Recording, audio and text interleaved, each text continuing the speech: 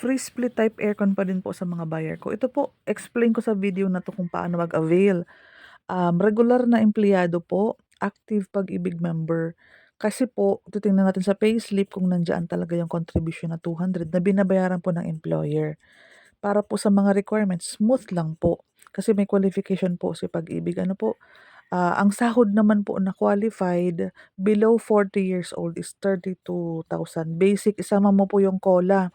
Ibig sabihin, i-add mo po sa basic mo yung rice, meal, de minimis, transpo, clothing, para maka-accumulate tayo ng 32. In the event po na kulang, ang pwede mong co-borrower is asawa, kasal, kinakasama, basta may anak, ang tawag ay common law, may anak po at kayo po ang magulang sa birth certificate ng bata, so kailangan po yon.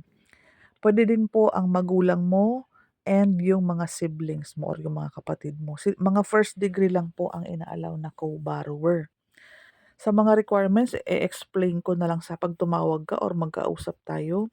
Basically, kapag regular na empleyado ka and active Pag-ibig member, smooth lang mga requirements, COE, payslip, mga IDs mo, TIN ID, one by one picture, mga barangay clearance, Meralco bill. So, yung mga forms naman for reservation kasama naman yan, lagi yan nasa office ko. Yung help seminar naman, tutulungan kita kung paano ginagawa yan. So, napakabilis lang po ng mga requirements. For OFW naman, in the event po na malapit kayo sa consular or malapit kayo sa embassy, kasi doon po kukunin yung consularized, xerox po yan ng kontrata mo na may kasamang SPA.